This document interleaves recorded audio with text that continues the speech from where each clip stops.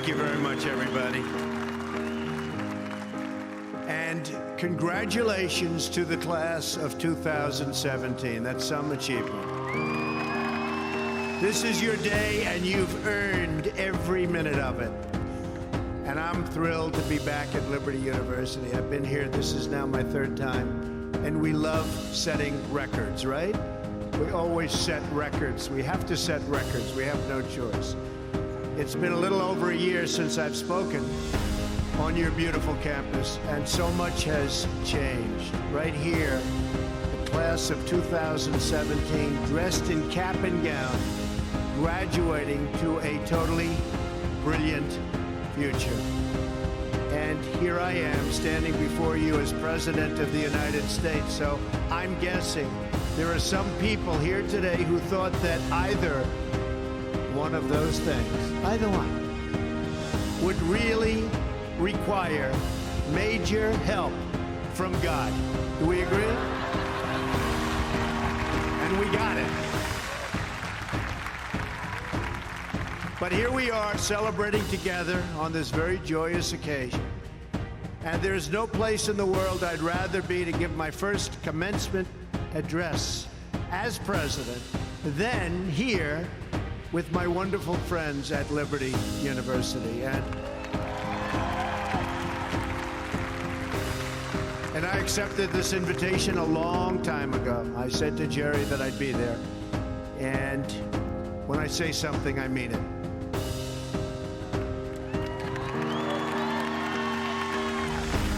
I want to thank President Jerry Falwell and his incredible wife, Becky.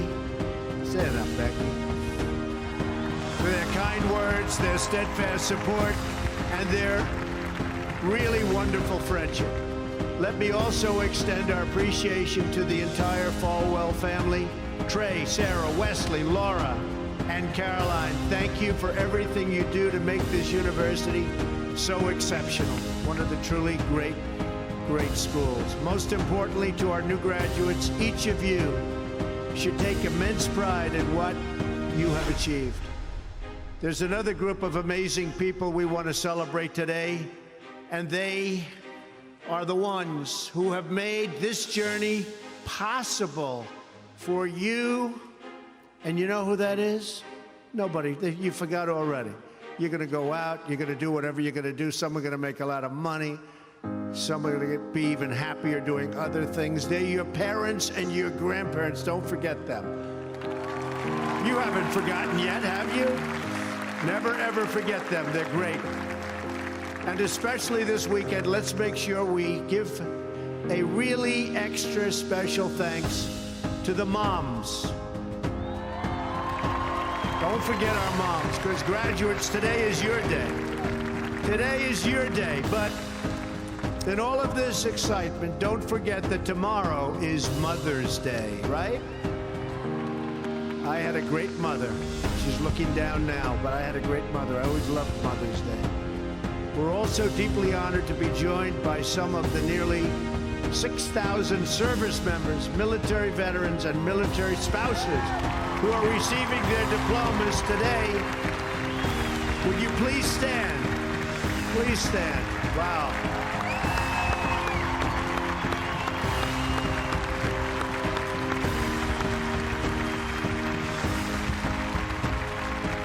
That's great. Thank you very much. Great job. We're profoundly grateful to every single one of you who sacrificed to keep us safe and to protect God's precious gift of freedom. It is truly a testament to this university and to the values that you embrace that your graduating class includes so many patriots who have served our country in uniform. Thank you very much. To the class of 2017, today you end one chapter, but you are about to begin the greatest adventure of your life. Just think for a moment of how blessed you are to be here today at this great university, living in this amazing country, surrounded by people who you love and care about so much. Then ask yourself, with all of those blessings, and all of the blessings that you've been given, what will you give back to this country and indeed to the world? What imprint will you leave in the sands of history? What will future Americans say we did in our brief time right here on Earth? Did we take risks? Did we dare to defy expectations? Did we challenge accepted wisdom and take on established systems? I think I did, but we all did, and we're all doing it. Or did we just go along with convention, swim downstream so easily with the current, and just give in because it was the easy way, it was the traditional way, or it was the accepted way? Remember this: nothing worth doing ever, ever, ever came easy. Following your convictions means you must be willing to face criticism from those who lack the same courage to do what is right, and they know what is right, but they don't have the courage or the guts or the stamina to take it and to do it. It's called the road less traveled. I know that each of you will be a warrior for the truth, will be a warrior for our country and for your family. I know that each of you will do what is right, not what is the easy way, and that you will be true to yourself and your country and your beliefs. In my short time in Washington, I've seen firsthand how the system is broken. A small group of failed voices who think they know everything and understand everyone want to tell everybody else how to live and what to do and how to think. But you aren't going to let other people tell you what you believe, especially when you know that you're right.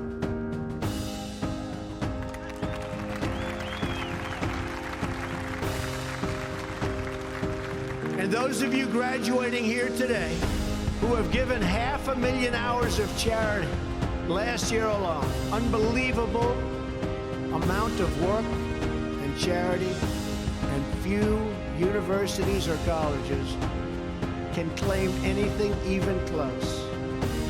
We don't need a lecture from Washington on how to lead our lives. I'm standing here looking at the next generation of American leaders. There may very well be a president or two in our midst. Anybody think they're going to be president? Raise your hand. In your hearts are inscribed the values of service, sacrifice, and devotion. Now you must go forth into the world and turn your hopes and dreams into action. America has always been the land of dreams because America is a nation of true believers. When the Pilgrims landed at Plymouth, they prayed. When the founders wrote the Declaration of Independence, they invoked our Creator 4 times. Because in America, we don't worship government, we worship God.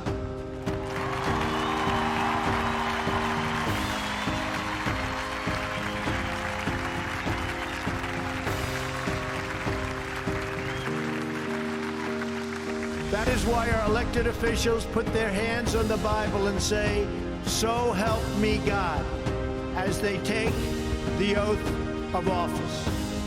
It is why our currency proudly declares, "In God we trust." And it's why we proudly proclaim that we are one nation under God every time we say the Pledge of Allegiance.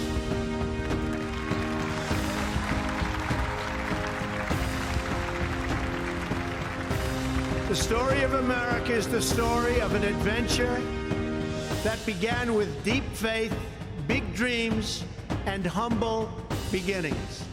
That is also the story of Liberty University. When I think about the visionary founder of this great institution, Reverend Jerry Falwell Sr., I can only imagine how excited he would be if he could see all of this and all of you today, and how proud he would be of his son and of his family. In just 2 days, we will mark the 10th anniversary of Reverend Falwell's passing. I used to love watching him on television, hearing him preach. He was a very special man. He would be so proud, not just at what you've achieved, but of the young men and women of character that you've all become. And Jerry, I know your dad is looking down on you right now, and he is proud. He is very proud. So, congratulations on a great job, Jerry. Reverend Falwell's life is a testament to the power of faith to change the world. The inspiring legacy that we see all around us in this great stadium.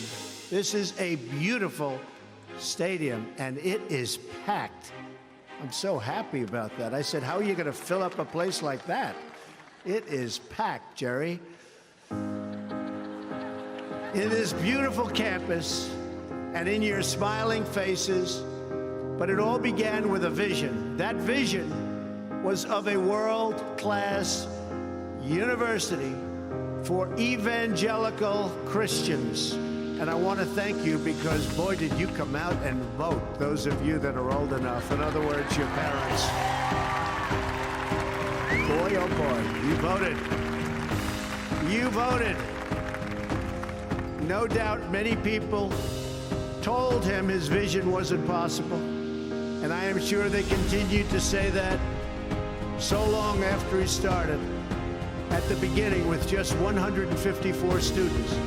But the fact is, no one has ever achieved anything significant without a chorus of critics standing on the sidelines explaining why it can't be done.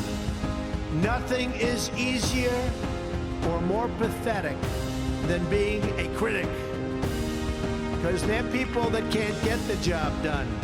But the future belongs to the dreamers, not to the critics.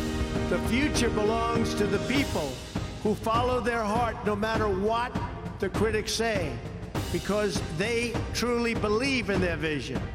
At Liberty, your leaders knew from the very beginning that a strong athletic program would help this campus grow so that this school might transform more lives. That is why a crucial part of Reverend Falwell's vision for making Liberty a world-class institution was having a world-class football team, much like the great teams of Notre Dame. Great school, great place. In fact, Vice President Mike Pence is there today, doing a fabulous job, as he always does.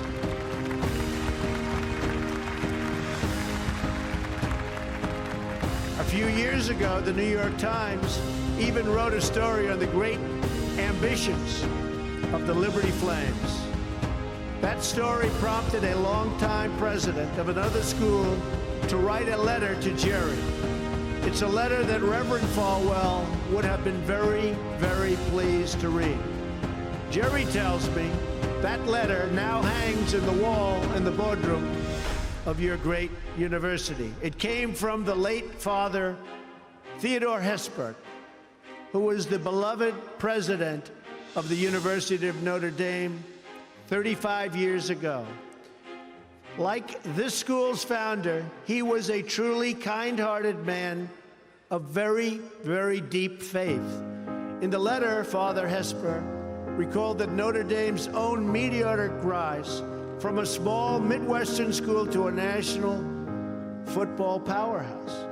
And then he wrote something so amazing and generous. He wrote, "I think you are on that same trajectory now, and I want to wish you all the best and encourage you from the starting and from being able to start very small and arriving in the big time.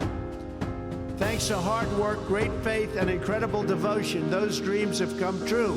As of February of this year, the Liberty Flames are playing in the FBS, the highest level of competition in NCAA football. Don't clap. That could be tough. Don't clap. That could be tough. I'm a little worried. I don't want to look at some of those scores here. Jerry, are you sure you know what you're doing here? Those other players are big and fast and strong, but I have a feeling you're going to do very well, right? From the most humble roots, you've become a powerhouse in both education and sports. And just wait until the world hears the football teams you'll be playing on your schedule starting next season. President Falwell gave me a list of some of those schools, the ones you're going to be playing 2018. Would you like me to read the names? Just came out. Would you like to hear them? I'm a little bit concerned. UMass, Virginia, Auburn. Jerry, are you sure you know what you're doing? Jerry, Auburn. I don't know about that, Jerry. This could be trouble, Jerry. Rutgers, Old Dominion, Brigham Young, Army. I might be at that game. Who am I supposed to root for? Tell me. I don't know. That's a tough one, Jerry. I don't know, Jerry. I'm going to have to think about that one, Jerry.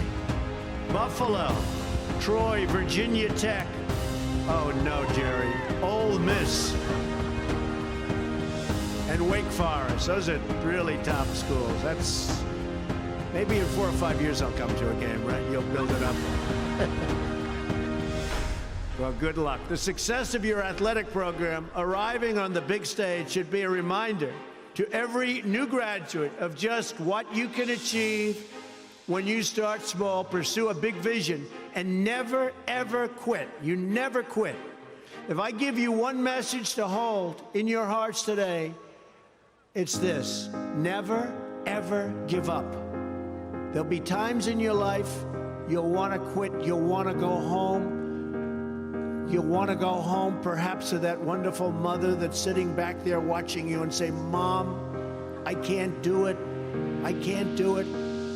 Just never quit. Go back home and tell Mom, Dad, I can do it. I can do it. I will do it. You're going to be successful. I've seen so many brilliant people. They gave up in life. They were totally brilliant. They were top of their class. They were the best students. They were the best of everything. They gave up. I've seen others who really didn't have that talent or that ability, and they're among the most successful people today in the world because they never quit and they never gave up. So just remember that. Never stop fighting for what you believe in and for the people who care about you. Carry yourself with dignity and pride. Demand the best from yourself and be totally unafraid to challenge entrenched interests and failed power structures. Does that sound familiar, by the way? The more people tell you it's not possible, that it can't be done, the more you should be absolutely determined to prove them wrong. Treat the word impossible as nothing more than motivation. Relish the opportunity to be an outsider. Embrace that label. Being an outsider is fine. Embrace the label. Because it's the outsiders who change the world and who make a real and lasting difference.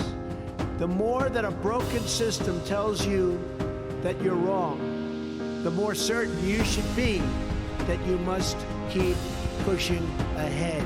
You must keep pushing forward. And always have the courage to be yourself. Most importantly, you have to do what you love. You have to do what you love.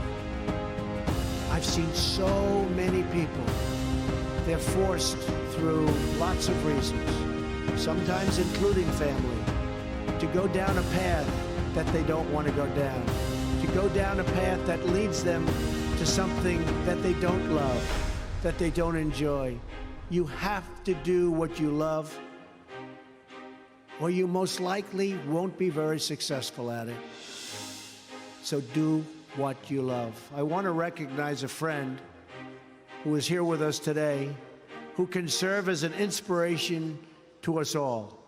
Someone who doesn't know the meaning of the word quit. Real champion. A true champion. Both on the field, off the field. He's a Hall of Fame quarterback for the Buffalo Bills. Really a good friend of mine, an amazing guy. Jim Kelly. Where's Jim? He's here someplace. Where's Jim? Stand up, Jim. What a great man. Jim Kelly. He was tough.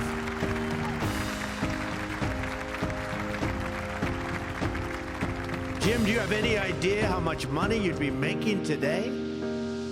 They'd hit Jim, it was like tackling a linebacker. They'd hit Jim, 4 guys, 5 guys that weighed 320, and he'd just keep going down the field. He was much more than a quarterback. He had tremendous heart, and he knew how to win. Jim is tough, and his toughest fight of all was that he beat cancer not once but twice.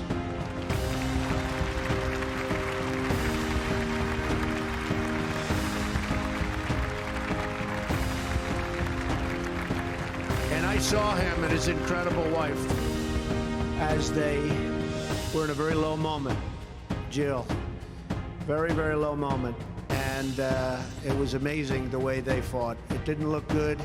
I would have said, maybe it's not going to happen. But there was always that hope because of Jim and Jim's heart. But I want to just say it's great to have you here today, Jim. And these people are big fans. And if you could get a young version of Jim Kelly, you'll be beating a lot of teams, Jerry. So, interestingly, though, I said, I wonder what Jim's doing here. His daughter, Erin, crosses the goal line to you and today with you. So, Erin, stand up. Where are you, Erin? Where is Erin? Congratulations, Erin. Congratulations. Graduating from Liberty. Great choice, thank you. Liberty University is a place where they really have true champions. And you have a simple creed that you live by, to be really champions for Christ. Whether you're called to be a missionary overseas, to shepherd a church, or to be a leader in your community, you are living witness of the gospel message of faith, hope, and love. And I must tell you, I am so proud as your president to have helped you along over the past short period of time. I said I was going to do it, and Jerry, I did it. And a lot of people are very happy with what's taken place, especially last week. We did some very important signings. Right, James? Very important signings. America is better when people put their faith into action. As long as I am your president, no one is ever going to stop you from practicing your faith or from preaching what's in your heart.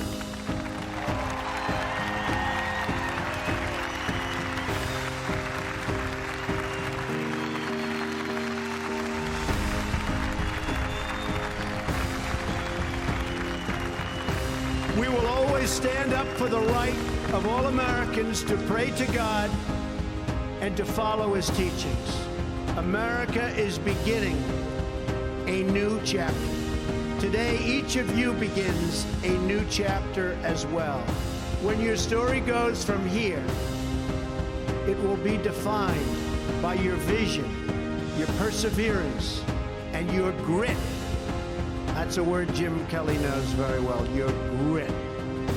In this, I'm reminded of another man you know very well and who has joined us here today. His name is George Rogers, Liberty University CFO and Vice President for a quarter of a century. During World War II, George spent 3.5 years as a prisoner of war. He saw many of his fellow soldiers die during the Bataan Death March. He was the victim of starvation and torture as a prisoner of war.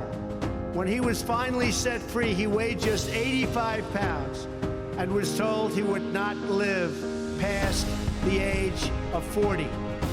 Today, George is 98 years old.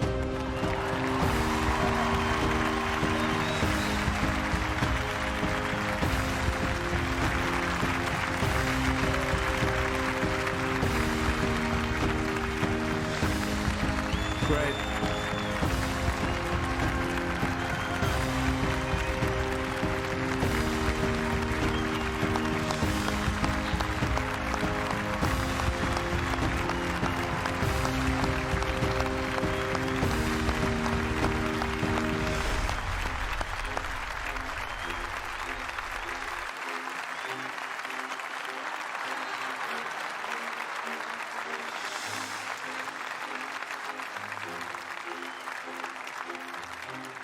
That's so great, George.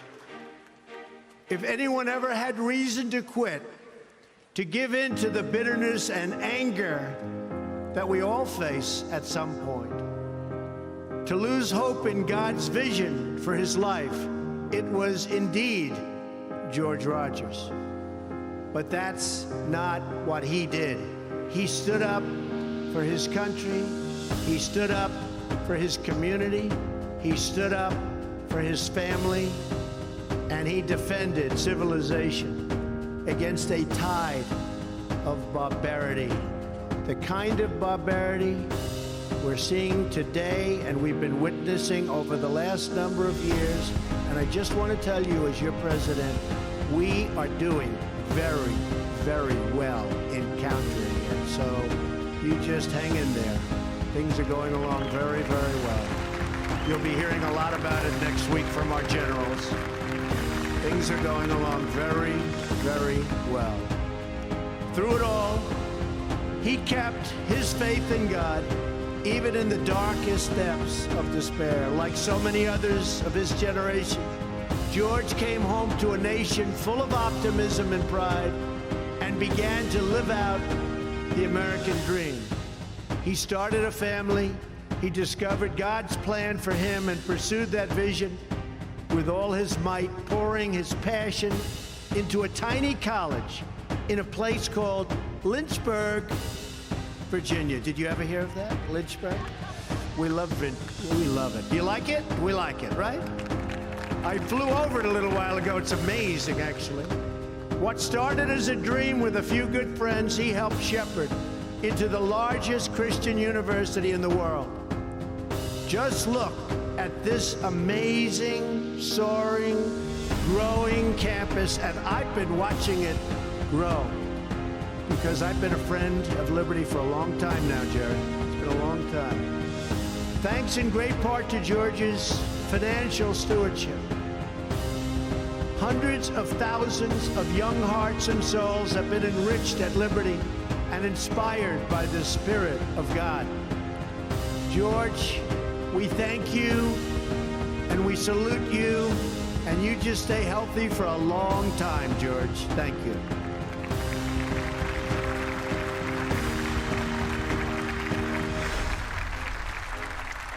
Now it falls on the shoulders of each of you here today to protect the freedom that patriots like George earned with their incredible sacrifice. Fortunately, you have been equipped with the tools from your time right here on this campus to make the right decisions and to serve God, family, and country. As you build good lives, you will also be rebuilding our nation. You'll be leaders in your communities, stewards of great institutions, and defenders of liberty. And you will be great mothers and fathers and grandmothers and grandfathers, loving friends and loving family members. You will build a future where we have the courage to chase our dreams no matter what the cynics and the doubters have to say. You will have the confidence to speak the hopes in your hearts and to express the love that stirs your souls. And you will have the faith to replace a broken establishment with a government that serves and protects the people.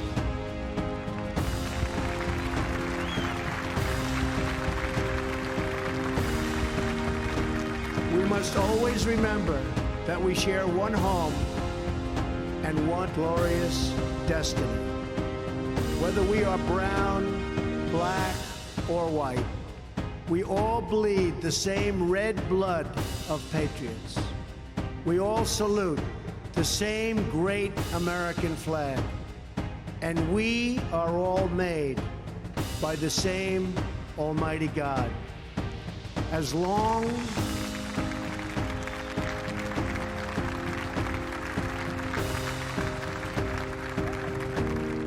as you remember what you have learned here at Liberty, as long as you have pride in your beliefs, courage in your convictions, and faith in your God, then you will not fail.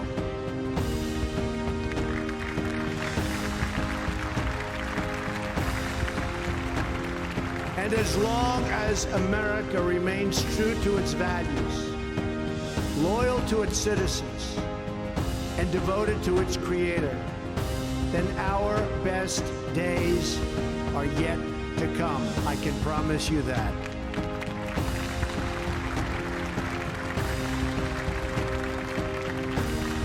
This has been an exceptional morning.